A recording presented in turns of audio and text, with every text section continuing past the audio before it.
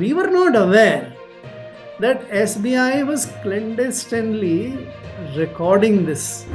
आपके कहने का मतलब है कि फाइनेंस मिनिस्ट्री में पता ही नहीं था कि एसबीआई इसको रिकॉर्ड कर रही है फ्रॉम बोथ एंड्स, बेचने के वक्त और रिडीम करने के वक्त। क्या ये नॉलेज में ही नहीं था सालों तक? ऑफ कोर्स नहीं था, और मेरे ख्याल से ये किसी की भी नॉलेज में नहीं था। They were not even aware what you claimed. आपने जो बाद में एक वीडियो बना के दिखाया कि भाई इसमें अल्फा न्यूमेरिक नंबर है, no one was aware of this officially and in a sense that इसका क्या पोटेंशियल है। हमारी जो जनता है दैट शुड बी ग्रेटफुल कि अगर कोई कंपनी कुछ क्राइम कर रही थी या किसी पॉलिटिकल दबाव में डोनेशन दे रही थी, तो आज आप इस डेटा के साथ एक्चुअली उसका अगर कोई क्राइम था तो उसको आप एस्टैब्लिश कर सकते हैं, क्योंकि आपके पास एक ट्रेल है।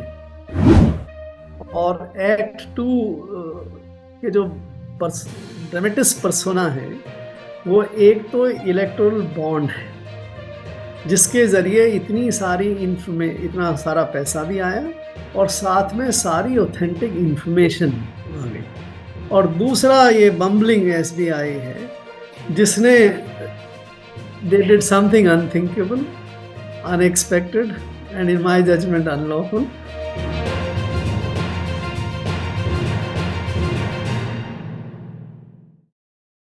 हेलो, नमस्ते, आदाब एंड सत श्री अकाल। एक्सप्लेन एक्स में आपका स्वागत है। और आज मेरे साथ बहुत ही खास मेहमान हैं मिस्टर सुभाष चंद्र गर्ग, जो कि पहले फाइनेंस सेक्रेटरी रह चुके हैं। और जब इलेक्टोरल बॉन्ड लॉन्च हुआ था उस दौरान इनका डेजिग्नेशन था department of economic affairs secretary. उस दौरान ये पूरे सिस्टम में पूरा जो स्कीम लॉन्च हुआ था उस समय मिस्टर गर्ग पूरे इन्वॉल्व थे। इनके कई सारे फाइल नोटिंग्स के भी स्टोरीज मैंने की है उसके ऊपर। तो आज हम बात करेंगे इलेक्टोरल बॉन्ड स्कीम के ऊपर कि क्या हुआ था, क्यों सरकार ये स्कीम लेकर आई थी, इसके पीछे थॉट प्रोसेस क्या था। बहुत सारा चर्चा हो चुका है इलेक्टोरल बॉन्ड के डेटा, एसबीआई से जो डेटा बाहर निकला है, लेकिन इसके पहले क्या हो रहा था सिस्टम में, फाइनेंस मिनिस्ट्री में, उसके बारे में आज हम मिस्टर गर्ग से जानेंगे। Sir, thank you so much for joining explain x और मेरे से बात करने के लिए। I am really thankful for it. सबके सवाल जो है, सबके मन में ये सवाल कि आखिर ये स्कीम लॉन्च क्यों किया था सरकार ने, क्या मंशा थी उनकी? पूनम, ये एक तो मैंने एक किताब लिखी है, वी ऑल्सो मेक पॉलिसी। उसमें एक पूरा चैप्टर है इलेक्टोरल बॉन्ड के बारे में। तो उसमें वो मैंने सारा डिस्क्राइब किया हुआ है। तो जो लोग इंटरेस्टेड हैं इसके बारे में जानने के लिए, I would advise them to read that chapter in that book, which will provide answers to most of the things. But to answer your specific question today, let me say, मेरी journey economic affairs में जुलाई 2017 में शुरू हुई थी। और आपको जैसे याद होगा, इलेक्टोरल बॉन्ड की स्कीम 2017-18 बजट में जो अरुण जेटली ने प्रेजेंट किया था 1 फरवरी 2017 को, मेरे करीब आने से करीब 5-6 महीने, 5-5.5 महीने पहले, तो वो उस समय ये अनाउंस हुई थी। और जो सारे अमेंडमेंट्स करने थे कानूनों में, चाहे कंपनीज एक्ट में अमेंडमेंट किया हो, चाहे इनकम टैक्स एक्ट में अमेंडमेंट किया हो, चाहे पीपल एक्ट में अमेंडमेंट किया हो, कि इस स्कीम को इनेबल करने के लिए, इस स्कीम को लॉन्च करने के लिए, वो उस समय तक हो चुके थे। जो नहीं हुआ था 1 फरवरी 2017 और 13 जुलाई 2017 जब मैं वहाँ पहुंचा था, कि वो इलेक्टोरल बॉन्ड की स्कीम एक्चुअली लॉन्च नहीं हो पाई थी। सब अमेंडमेंट्स वगैरह तो हो गए थे और इलेक्टोरल बॉन्ड की स्कीम लॉन्च नहीं हो पाई थी। ये तो जब मैं वहां पहुंच, मुझे मुझे पता लगा, ये मेरी जानकारी में आया कि इसमें कई सारी विवाद पैदा हो गए। राइट, अनाउंसमेंट तो हो गया था, लेकिन कई सारे विवाद पैदा हो गए थे।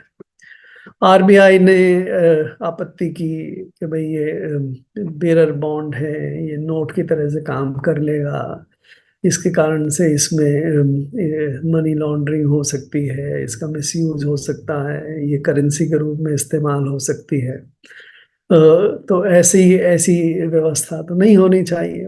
सो आरबीआई के ऑब्जेक्शन रिकॉर्ड पे थे, फाइल पे थे, वो सब भी फाइल पे हैं। आप लोगों ने पता नहीं उन उन पत्रावलियों की कॉपी ली है या नहीं ली है, या मिली है या नहीं मिली, बट ये सब भी पत्रावलियों पे हैं, वहां पे आज भी होने चाहिए मेरी जानकारी। इसी तरह से इलेक्शन कमीशन ने भी ये आपत्ति की थी। इलेक्शन कमीशन को भी यही डर था कि ये शेल कंपनी, मनी लॉन्ड्रिंग, और ये स्कीम में काफी खामियां हैं, इस तरह की कई सारी आपत्तियां उसमें थी। अ, लेकिन सरकार के जो ऑफिस बेयरर्स, पॉलिटिकल और एडमिनिस्ट्रेटिव, वो सब बड़े कीन थे कि इस स्कीम को रोल आउट हो, क्योंकि हमने अनाउंस कर दिया है, राइट।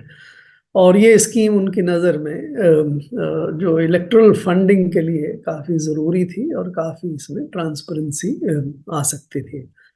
प्राइम मिनिस्टर से लेके फाइनेंस मिनिस्टर तक, अरुण जेटली तो बिल्कुल कीन थे ही इस बारे में कि भाई उन्होंने अनाउंस किया, ये उनका ये चाइल्ड था लिटरली। और बाकी सारे ऑफिसर्स भी, प्राइम मिनिस्टर के सेक्रेटरी, प्रिंसिपल सेक्रेटरी से लेके सब लोग बड़े कीन थे कि ये स्कीम को तुरंत, जितना 5-6 महीने तो नुकसान हो चुके हैं, इसको जल्दी से जल्दी लॉन्च किया जाए। तो फिर जब ये अब इसमें मैं ज़्यादा वक्त नहीं लूंगा, मैं ये कह रहा हूँ कि आप उसमें उस किताब में पूरी तरह से पढ़ सकते हैं, बट थोड़े समय में, 2-3 महीने में सभी लोगों से बातचीत करके हम लोगों ने ये इश्यूज को एड्रेस किया। आरबीआई का इशू एड्रेस किया, ये तय करके कि भाई बॉन्ड की जो लाइफ है वो बहुत कम रखी जाए, 15 दिन, ताकि ये इधर उधर सो इस्तेमाल हो ही नहीं सके। क्योंकि आप, कोई खरीदेगा, उसको 2-3-4 दिन लगेंगे, फिर उसके बाद दे के आएगा किसी पॉलिटिकल पार्टी को, फिर उसके बाद वो जमा कराएगी अकाउंट में, तो 8-10 दिन तो इस प्रक्रिया में चाहिए। तो अगर आप 14-15 दिन का वक्त रख लो, तो आरबीआई की वो कंसर्न जो है वो एड्रेस हो जाती है, और उससे आरबीआई सहमत भी हो गई। इसी तरह से इलेक्शन कमीशन में मैं गया, इनफैक्ट तीनों election commissioner, chief election commissioner, वो तो पब्लिक डोमेन में है, वो मिनट्स तो जो मैंने रिकॉर्ड की फाइनेंस मिनिस्टर के साथ। सो संक्षेप में तो इलेक्शन कमीशन ने उस दिन के बाद औपचारिक रूप से आपत्ति करना बंद कर दिया, राइट। और ये स्कीम फिर लॉ मिनिस्ट्री, जिससे वेट करानी होती है सारी स्कीम्स, उसकी भी कुछ आपत्तियां थी, उनको सॉर्ट आउट किया। और ये सब करते करते करीब 5 महीने और लग गए, और 2 जनवरी को, जैसे आपको मालूम है, 2 जनवरी 2018 को ये स्कीम लागू हो गई। तो ये एक बड़ी जर्नी है। अब आप पूछ रही क्यों क्यों लाए थे, तो लाने का उद्देश्य तो बिल्कुल साफ था, क्योंकि देश में जो पॉलिटिकल फंडिंग की व्यवस्था थी वो 2 रूपों में थी। एक तो आप कंपनी के अकाउंट से फुली डिस्क्लोज करके किसको आप डोनेशन दे रहे हैं वो दे दीजिए, और दूसरा ये था कि आप कैश में डोनेशन दे दीजिए पॉलिटिकल पार्टी को।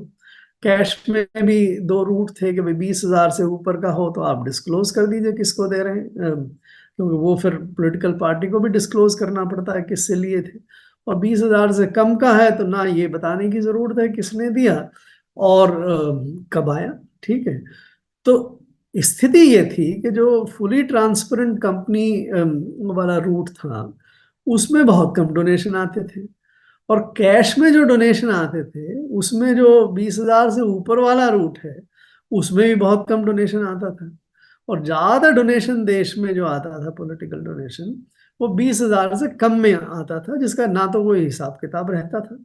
वो पॉलिटिकल पार्टीज भी कितनी अपने अकाउंट फॉर करती थी, और कितने ही वो पॉलिटिकल ऑफिस बेयरर्स जो हैं वो अपने पास रख लेते थे, वो किसी को कुछ पता नहीं, क्योंकि इलेक्शन में खर्चा तो बहुत ज्यादा आता है। तो अगर ये विचार कर दिया जाए कि भाई देने वाला पूरी तरह से ट्रांसपेरेंट रूप में दे कि भाई अपने कंपनी के फंड इस्तेमाल करें, अपने बैंक अकाउंट से खरीदे, केवाईसी वगैरह करा के, तो उस एंड पे जो है तो काफी ट्रांसपेरेंसी हो जाएगी। इसी तरह से पॉलिटिकल पार्टी अगर रिसीव जो करती है वो अपने अकाउंट में डाले और उस अकाउंट से ही पूरा खर्चा करे, तो पॉलिटिकल पार्टी के एंड पे रिसीट की और खर्चे की ट्रांसपेरेंसी हो जाएगी। और ज्यादातर जिन लोगों से बात की, जो लोग कंपनीज में और बिजनेसमैन जो डोनेशन देते हैं, वो ये नहीं चाहते थे कि भाई हम किसको दे रहे हैं, किस पॉलिटिकल पार्टी को दे रहे हैं, क्योंकि इसके उनकी नज़र में कई सारे कॉन्सिक्वेंसेस होते थे, कुछ रिप्राइजल्स हो, ये भी हो, तो वो ये एंड नहीं चाहते थे। तो ये एंड हमने कवर कर दिया इस रूप में कि भाई आप लीजिए फुली ट्रांसपेरेंट तरीके से डोनेशन, और पॉलिटिकल पार्टी भी इसी तरह से पूरी तरह से ट्रांसपेरेंट करके अपने में इस्तेमाल करे, बट किसने किसको दिया ये लिंक एस्टेब्लिश ना हो, और उसकी एज दे से proof of pudding is in eating, वो फैक्ट है कि 16,000 करोड़ से ज्यादा पॉलिटिकल डोनेशन इस स्कीम में आ भी गया। तो ये रेशनल था इसको इस योजना को लाने का। तो सर ये जो रैशनल आप दो चीज बता रहे हैं, अनोनिमिटी रखना और ये सारा व्हाइट मनी के थ्रू ट्रांजैक्शन हो, अब anonymity in the middle, in the बाकी सारी कुछ खुला हुआ है। अनोनिमिटी दो एंड पे नहीं है। कंपनी के एंड पे कंपनी डिस्क्लोज करती है कितना उसने खर्चा किया, अपने अकाउंट्स में डिस्क्लोज करती है, अकाउंट से पैसा लेती है। और पॉलिटिकल पार्टी के एंड पे भी पूरी ट्रांसपेरेंसी है कि कितना पैसा आया और उसने फिर उसका क्या किया। बट इन द मिडल किसने किसको दिया वो अनोनिमस। तो सर अब जब ये एसबीआई का डेटा बाहर आ चुका है और आप बहुत सारे रिपोर्ट्स हैं, मतलब एलिगेशंस हैं, किकबैक्स के हैं, और शेल कंपनीज की बात है, जो कंपनी प्रॉफिट नहीं बना रही वो चंदा दे रही है, फिर कई सारे और भी एलिगेशंस आए हैं इन्फोर्समेंट डायरेक्टोरेट में और लिकर पॉलिसी में किस तरह से उसको यूज किया गया इलेक्टोरल बॉन्ड्स के थ्रू चंदा ने। ये सारे मीडिया रिपोर्ट्स हैं, मैं खुद कुछ नहीं कह रही, ये मीडिया रिपोर्ट्स। अब ये जो फियर उन्होंने दिखाया था इलेक्शन कमीशन ने और आरबीआई ने, fear of money laundering, fear of shell companies, fear of this being used as cash, ये जो मेन फियर्स थे, आपको क्या लगता है वो एक्चुअली में हुआ है इस स्कीम को लॉन्च करने के बाद? देखिए, ये बड़ा हास्यास्पद सा क्लेम लगता है मुझे। ये सारे डोनेशंस, चाहे लॉस मेकिंग हो चाहे प्रॉफिट मेकिंग, वो सब रेस्ट्रिक्शंस कानूनी रूप से हटा दिए थे, क्योंकि पॉलिसी मेकर्स की नज़र में इसका कोई आर्गुमेंट नहीं था कि लॉस मेकिंग कंपनी क्यों ना डोनेशन दे, और प्रॉफिट मेकिंग में 7.5% क्यों रिस्ट्रिक्ट किया जाए। ये उनके डिस्क्रिशन पे छोड़ दिया जाए कितना वो देना चाहते हैं और किसको देना चाहते हैं। तो उस इशू में नहीं जाते। जो आप इशू आप रेज कर रही हैं कि भाई बहुत सारी इंफॉर्मेशन आ गई, वो अब आप इसको अगर कूलली थोड़ी सी शांति के साथ इस चीज को एनालिसिस करेंगे तो आपको क्या चीजें पता लगती है। नंबर वन, एक तो ये पता लगता है कि 16,000 करोड़ से ज्यादा का डोनेशन ऑफिशियली कंपनीज के अकाउंट से आया। राइट, ये अगर स्कीम नहीं होती तो ये ऑफिशियली कंपनीज के अकाउंट से नहीं आता। राइट, तो ये इलेक्ट्रल बॉन्ड स्कीम का कंट्रीब्यूशन है एक तरह से, कि इलेक्ट्रल बॉन्ड स्कीम ने इतना, ये सब जो उन्होंने पैसा दिया ये उनके अकाउंट्स में है। राइट, दूसरी जो भ्रांति फैल रही है कि भाई इलेक्ट्रल बॉन्ड का डोनेशन अपने आप में कोई क्राइम इंडिकेट करता है या कोई क्राइम को छुपाने का इंडिकेट करता है, या अपने आप में वो कोई ब्लैक मनी है या नहीं है। ये हास्यास्पद है, मैं कह रहा हूं, क्योंकि अगर ब्लैक मनी वो होती है जो अनअकाउंटेड होती है, जो आप अपने कंपनी के अकाउंट से नहीं देते, उसको अकाउंट फॉर नहीं करते। जो अकाउंट फॉर मनी है, जो पैसा दिया गया है कंपनी के अकाउंट से, वो ब्लैक मनी नहीं है। राइट, और जो कंपनी के अकाउंट से दिया गया है वो शेल कंपनी भी नहीं है। राइट, तो ये कोई बात कहे कि इलेक्ट्रल बॉन्ड ब्लैक मनी है या इंडिकेट करते हैं शेल मनी है, शेल कंपनीज को यूज करके दिया हुआ है। इनफैक्ट जो सिविल सोसाइटी में या हमारी जो जनता है, दैट शुड बी ग्रेटफुल कि अगर कोई कंपनी कुछ क्राइम कर रही थी या किसी पॉलिटिकल दबाव में डोनेशन दे रही थी, तो आज आप इस डेटा के साथ एक्चुअली उसका अगर कोई क्राइम था तो उसको आप एस्टेब्लिश कर सकते हैं, क्योंकि आपके पास एक ट्रेल है, आपके पास एक पूरी डिटेल डे वाइज ट्रेल है आज, राइट। फॉर एग्जाम्पल आपने अभी कहा कि भाई ईडी एक्शन हो तो उसके खिलाफ कोई या कोई और पॉलिटिकल फेवर, राइट, लेने के लिए कोई डोनेशन दे रहा हो, अगर आप लोग ये प्रिज्यूम करते हैं तो ठीक है, आप एस्टेब्लिश करिए।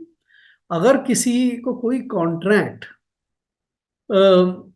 गलत तरीके से मिला था, राइट, अगर किसी को फेवर किया गया था किसी कॉन्ट्रैक्ट को देने में और उसके बदले में इलेक्ट्रल बॉन्ड के जरिए पैसा दिया गया, ठीक है, तो आप उसकी अगर वो आपको पता लग जाता है कि इसमें इरेगुलरिटी की थी या फेवरेटिज्म था या कोई और तरीके से गैर कानूनी रूप से कोई कॉन्ट्रैक्ट उसको दिया, तो आपके पास तो एक्चुअली सबूत है ना कि ये देखिए क्विड प्रो को भी यहाँ है, तो राइट, ये एविडेंस।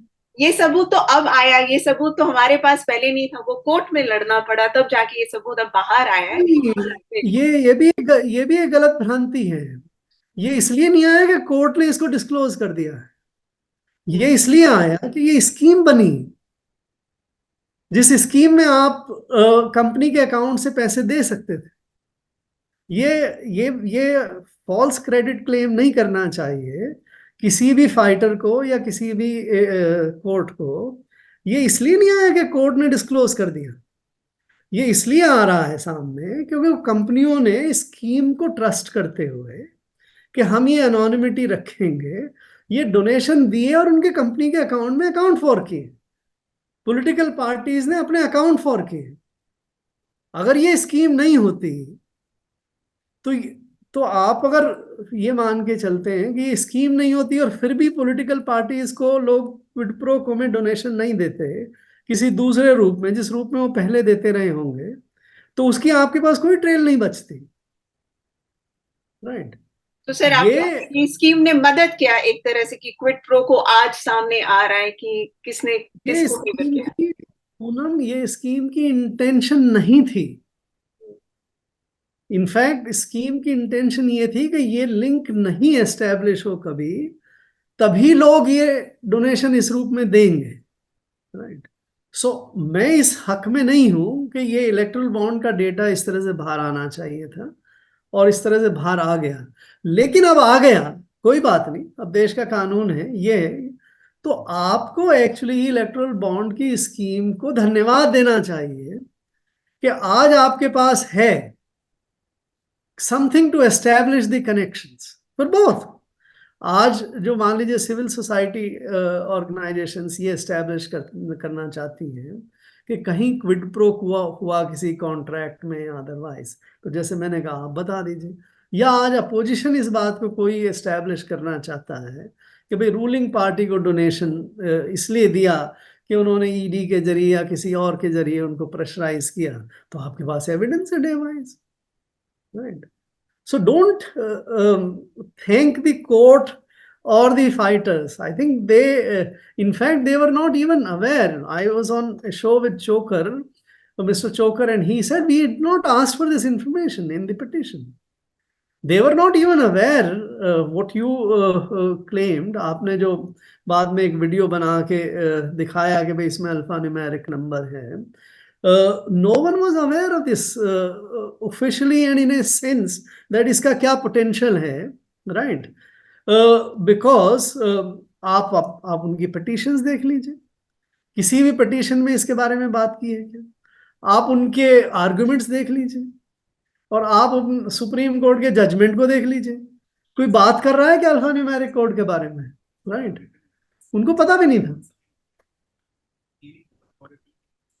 So therefore, ये एक डिफॉल्ट या एक inbuilt weakness of the scheme में जो रह गई कि भाई कोई एसबीआई अनइंटेंशनली या इंटेंशनली वो अल्फा न्यूमेरिक कोड रिकॉर्ड कर लेगा against each of the issue and the deposit, right, जो which was not meant for, they sir were आपको नॉट सपोर्ट। आपको पता था सो अल्फान्यूमेरिक कोड के बारे में? जब आप सिस्टम में थे, जब ये लॉन्च हुआ स्कीम, उस समय आपको पता था कि ये कोड एम्बेडेड है और यूवी रे में दिखता है? कोर्स, ऑफ कोर्स, बिकॉज जब ये डिजाइन किया गया, एसबीआई ने कहा कि भाई हमें कुछ ऑडिट ट्रेल के लिए दीजिए, तो वी सेड ऑडिट ट्रेल तो एस्टेब्लिश करना इस स्कीम के टीनेट्स के बिल्कुल विपरीत है, बस हम तो ये बीच वाला जो एंड है उसको अनोनिमस रखना चाहते हैं। और अगर आप कोई भी ऑडिट ट्रेल एस्टेब्लिश कर दो, या जैसे उर्जित पटेल ने एक प्रस्ताव दिया था कि हम आरबीआई डिजिटल बॉन्ड जारी कर देंगे, तो वो दोनों चीजें एक्सेप्ट इसलिए नहीं हुई कि उससे और ये ट्रेल एस्टेब्लिश हो जाती है, अनॉनिटी खत्म हो जाती है। तो हमने ऑफिशियली एक्नॉलेज भी किया था कि भाई हमने एक सिक्योरिटी फीचर बिल्ड किया है। और उस समय कंसर्न दूसरी थी। उस समय कंसर्न लोगों की ये थी कि ये अल्फा न्यूमेरिक कोड या कोई भी सिस्टम एसबीआई ने बिल्ड इन कर लिया होगा, जिससे वो इंफॉर्मेशन रूलिंग पार्टी को तो दे देंगे, गवर्नमेंट को दे देंगे, लेकिन दूसरों को नहीं लगेगा, राइट। उस समय कंसर्न ये थी। उस समय कंसर्न ये नहीं थी कि अल्फा न्यूमेरिक कोड डिस्क्लोज होना चाहिए। अब ये बात उलट गई है। लोग अब बिल्कुल विपरीत दिशा में जाके इसको क्लेम कर रहे हैं, राइट। सो उस and we had said this, so we were very much aware, and but we were not aware that SBI was clandestinely recording this against each issue and the deposit. Sir This was आपके कहने का मतलब है कि finance ministry में पता ही नहीं था कि एसबीआई इसको रिकॉर्ड कर रही है फ्रॉम बोथ एंड्स, बेचने के वक्त और रिडीम करने के वक्त? क्या ये नॉलेज में ही नहीं था सालों ऑफ तक? कोर्स नहीं था। और मेरे ख्याल से ये किसी की भी नॉलेज में नहीं था। अदरवाइज मैं आपको बार बार ये कहता हूं कि इलेक्ट्रल बॉन्ड में कंपनियों का कॉन्फिडेंस कैसे बना रहा, क्यों उन्होंने इतना सारा पैसा इलेक्ट्रल बॉन्ड में दिया। अगर उनको ये जिस जिस डर को जो खत्म करना चाहते थे कि भाई हम ये नहीं पता लगना चाहिए कि किसने किसको दिया, अगर उनको ये शक हो जाता या ये ट्रस्ट खत्म हो जाता उनका कि ये नहीं पता लगेगा, तो believe me they would have stopped giving the donations, right. And the दूसरा प्रूफ जो ये है कि हाउ कम 50% केवल रूलिंग पार्टी को डोनेशन गया और 50% अपोजिशन को गया, विच इज काउंटर इंट्यूटिव। बाकी से किसी भी स्कीम में, चाहे कैश की हो चाहे कंपनी ट्रस्ट की हो, रूलिंग पार्टी को 80-90% डोनेशन जाता है, भारत सरकार में जो ruling party. So I don't think, हमें तो खैर पता नहीं था उस समय, ये मालूम है कि नोट उसमें कोड है, but that code was to be used only अगर कभी ये शक हो कि कोई फर्जी या फेक बॉन्ड आ गया है सिस्टम में। तो जैसे कई बार फेक करेंसी नोट आ जाती है, फिर वो फाइनली हमारी प्रेस में पहुंचती है, फिर हम उसको देखते हैं कि इसमें क्या क्या कमी है जो जेन्युइन नोट में और इस फेक नोट में है, और फिर उसके बाद हम लोग डिक्लेयर करते हैं कि भाई ये फेक है नहीं, राइट। उसी तरह से अगर ऐसा कोई कभी हुआ होता कि एसबीआई के पास जो जिस ट्रांच में जितने बॉन्ड इशू किए थे उससे ज्यादा अगर आ गए होते, तो एसबीआई वुड हैव रेज्ड कि भाई हम क्रेडिट देने से पहले हमें ये चेक करके बताइए कि ये बॉन्ड, इसमें कोई फर्जी तो बॉन्ड नहीं है। सर एक सवाल है, आप कह रहे कि ये सिक्योरिटी फीचर था, चलिए मान लिया, और ये फीचर ही बहुत टेक्नोलॉजी ही बहुत अलग थी। मैं क्या, आरबीआई के कुछ ऑफिसर्स भी सरप्राइज हो गए थे ये टेक्नोलॉजी। तो दो सवाल है, एक तो ये फीचर इस तरह का कि यूवी में ही दिखेगा, वो क्यों रखा आप लोगों ने कि यूवी लाइट में ये फीचर क्यों? दूसरा, अगर सिक्योरिटी फीचर था तो यूनिक क्यों रखा नंबर को? आप खाली ऐसे भी नंबर रख सकते थे जनरल, यूनिक रखने के पीछे क्या कारण था? ये देखिए, इस पे इतना थॉट उस समय नहीं गया, राइट, बिकॉज हमारी मान्यता ये थी कि ऐसी संभावना बहुत कम है कि फेक इलेक्ट्रल बॉन्ड आएगा, राइट। क्योंकि ड्यूरेशन बहुत कम है, साइक्लिकल है, केवल समय पे इशू होता है, राइट। तो ऐसी संभावना कि फेक इलेक्ट्रल बॉन्ड आएंगे, उसकी बहुत ज्यादा संभावना नजर नहीं आती। इसलिए हम लोग जैसे करेंसी नोट में बहुत सारे सिक्योरिटी फीचर्स डालते हैं। अब आप अगर 100 रुपए का करेंसी नोट या 500 रुपए का करेंसी नोट में अगर गहराई में जाएं तो करीब 15-17 सिक्योरिटी फीचर्स हैं, राइट, जो कॉमन सिटीजन की नज़र में नहीं होते हैं, ठीक है। तो एक जब ये संभावना बहुत कम नजर आ रही थी, तो इतना ध्यान दिए बिना कि भाई कुछ भी कर लो, आप बिल्ड समथिंग, तो जो हमारी प्रिंटिंग प्रेस है, उन लोगों के दिमाग में यही आया होगा कि भाई एक चीज और यूनिक तो शायद इसलिए उनके लिए जरूरी हुआ कि अगर मान लीजिए आप एक ही नंबर रख दें, राइट, या केवल फ्यू नंबर्स रख दें, तो फिर उसको फेक करना ज्यादा आसान हो जाता है, राइट। सो इस पे इतना दिमाग लगाने की जरूरत नहीं है इन रेट्रोस्पेक्ट कि भाई क्यों नहीं इतना ये क्यों नहीं रखा, कोई पिक्चर ही डाल देते, कुछ ये और कर देते, because this was not suppose to exist, it was not suppose to be noted anywhere, and in the unlikely event बहुत कम संभावना व्यक्त की गई थी कि कहीं फेक नोट आ जाए या फेक ये बॉन्ड आ जाए, तो उस समय की जरूरत थी, इसलिए नहीं किया। तो सर अब जब एसबीआई का पूरा रुख आ गया सामने, मेरा लास्ट सवाल है सर, आपको भी जाना है कि आपको क्या लगता है कहीं ना कहीं एसबीआई ने ये जो पूरा डेटा कलेक्शन करा है इलेक्टोरल बॉन्ड पे, उन्होंने एसओपी भी बनाया होगा, I am sure, standard operating procedure, और उन एक फाइल नोटिंग में बजट डिवीजन के का फाइल नोटिंग है, उसमें कहा है उन्होंने एसबीआई को कि आप इसको कॉन्फिडेंशियल रखिए, यानी कि नंबर को कॉन्फिडेंशियल रखिए। एसबीआई ने जब कहा कि उन्हें सीरियल नंबर की जरूरत है, तो ये सारी फाइल नोटिंग्स हैं एसओपी से रिलेटेड, जिसका फाइनल एसओपी भी बना होगा, वो फाइल नोटिंग मेरे पास नहीं है। तो सर जब file noting standard operating procedure था प्लेस में, तो ये सारा डेटा जो अब बाहर आया, आपको क्या लगता है कहीं पूरे सिस्टम में कहीं कुछ चूक हुई है, मिसकम्युनिकेशन हुआ है क्या? एसबीआई ने गुमराह नहीं बोलूंगी, मतलब they kept finance ministry in dark. What do you think, what were their mistakes? Alpha numeric number तो स्कीम में कहीं मेंशन ही नहीं है। तो उसके बाद और ये भी स्कीम में मेंशन है कि ये सारा जो डेटा एप्लीकेशन के समय का है, जो आप इसी तरह से जो डिपॉजिट कराता है उसका जो डिपॉजिट की जो एप्लीकेशन है, वो डेटा आप कॉन्फिडेंशियली रखेंगे, और केवल अगर कोई क्रिमिनल केस हो या कोई कोर्ट इसको मांगता है, तो आप ये वाला डेटा जो आप ऑफिशियली कलेक्ट कर सकते हैं और कर रहे हैं, जिसको आपको कॉन्फिडेंशियली रखना है, वो आप दे देंगे। This is the scheme, not the.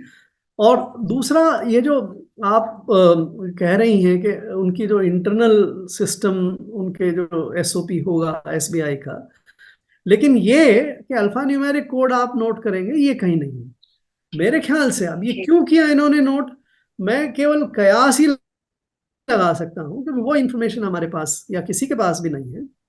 वो जब एसबीआई की रिक्वेस्ट कि भाई कोई ऑडिट ट्रेल एस्टैब्लिश होनी चाहिए, कोई नंबर दे दीजिए, जब ये रिजेक्ट हो गई, तो एसबीआई के मैं फिर कह रहा हूं कि ये मैं अंदाजा लगा रहा हूं कि एसबीआई के इंटरनल सिस्टम में कुछ ऐसा ऑफ द रिकॉर्ड चीज बनाई हो कि भाई आप हर एक का नोट कर लो, लेकिन इसको कहीं सिस्टम में मत लाओ, कोई एक अलग चैनल में रख लीजिए, और किसी को इसके बारे में जानकारी नहीं होनी चाहिए, और अगर कभी भी जरूरत पड़ेगी तो देखा जाए। मेरे ख्याल से ऐसा कुछ एसबीआई में इंटरनली हुआ, और उसके कारण से ये मेटिकुलसली उन्होंने दोनों एंड पे ये रिकॉर्ड कर लिया। ये भी इतना भी, इससे भी कोई परेशानी नहीं होती मेरे ख्याल से। इससे भी जो एक्साइटमेंट आज के दिन डेवलप हो गया है, वो एक्साइटमेंट नहीं डेवलप होता जब तक एसबीआई ने ये दूसरी मिस्टेक नहीं की होती। जब कोर्ट ने उनको कहा कि 3 डेटा दे दो, तो एसबीआई कहती है कि भाई हमें टाइम चाहिए। अब टाइम चाहिए इस 3 डेटा के लिए जो ऑफिशियली आपके पास अवेलेबल है, जिसको आप 10 मिनट में 1 दिन में दे सकते हैं, तो आप कोई ना कोई एक्सक्यूज इन्वेंट करिए। अब उस एक्सक्यूज इन्वेंट करने में उन्होंने बेवकूफी कर दी मेरी समझ के हिसाब से, कि भाई हम मैच करके दे देंगे आपको डेटा। अब मैच कहां से करोगे? तो मैच करके दे देंगे अगर आप हमें 3 महीने 4 महीने का वक्त दे। I think that got the cat out of the bag, कि इसका मतलब कुछ ना कुछ काला है यहाँ इस सिस्टम में, कोई ना कोई कुछ चीज रिकॉर्ड कर रहा है जिससे मैचिंग की जा सकती है। अब वो क्या चीज हो सकती है? I had challenged number of times कि एक ही चीज हो सकती है, अगर ये सिक्योरिटी फीचर वाला अल्फा न्यूमेरिक कोड किसी ने इशूअर और डिपॉजिटर दोनों के खिलाफ नोट किया, इसके अलावा कोई और चीज संभव नहीं है। तो वो कहते हैं ना कई बार, भाई आपकी एक एचलेस हील और समथिंग सम कमजोरी, तो ये सिक्योरिटी फीचर में जो alpha numeric code became the Achilles heel, वो कमजोरी हो गई। और 2 SBI की मिस्टेक्स के कारण से पहला तो रिकॉर्ड कर लिया, और दूसरा कहा कि भाई मैच करके दे देंगे अगर 3 महीने का वक्त दे दो।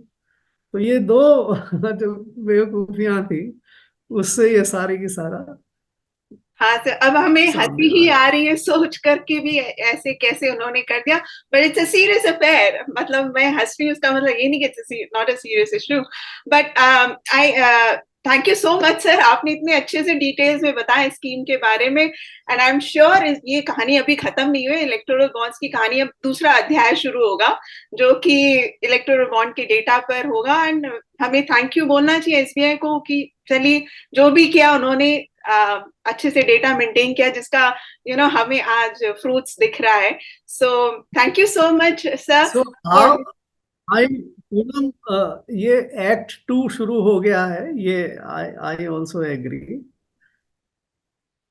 और Act 2 के जो ड्रामेटिस पर्सोना है, वो एक तो इलेक्टोरल बॉन्ड है जिसके जरिए इतना सारा पैसा भी आया, और साथ में सारी ऑथेंटिक इंफॉर्मेशन आ गई। और दूसरा ये बम्बलिंग एसबीआई है जिसने they did something unthinkable, unexpected, and in my judgement unlawful. और उसमें बहुत सारी कहानियां निकलेंगी कई साल तक। आप और बहुत सारे और जर्नलिस्ट जी और अदर्स बिल्कुल करते रहिए। You ठीक। may thank Arun Jaitley for conceiving this scheme, which people trusted and okay. Definitely definitely sir, thank you so much sir, बहुत अच्छा लगा सर आपसे बात करके। And we are really thankful कि ये स्कीम एक तरह से लॉन्च हुआ, जिसका आज हमें पता चल रहा है कि क्या क्या किस किस तरह से इसे इस्तेमाल किया। एंड आई होप कि इस पे अच्छे से जांच भी हो, जो भी डेटा बाहर आई है उसके पर एक कोर्ट मॉनिटर्ड जांच हो, ये उम्मीद कर रहे हैं। सिर्फ मैं नहीं, पब्लिक भी यही उम्मीद कर रही है। Thank you so much sir, thank you. आप एक ये भी करते रहिए कि अब क्या हो रहा, इलेक्शन की फंडिंग कहाँ से आ रही है और कितनी आ रही है और कैसे आ रही है, वो भी चेंज ट्रांसपेरेंट करें। आ रही ट्रांसपेरेंटली आ रही है, ये छुप के आ रही है, कौन दे रहा है कहाँ से, ये सब भी थोड़ा सा उस ट्रैक पे भी काम करते रहिएगा। ऑल बिल्कुल। Right, all the thank you bye sir, bye. Thank you, bye. अगर आपको ये वीडियो पसंद आए हैं तो please like and share and subscribe to our channel. Thank you for watching the video.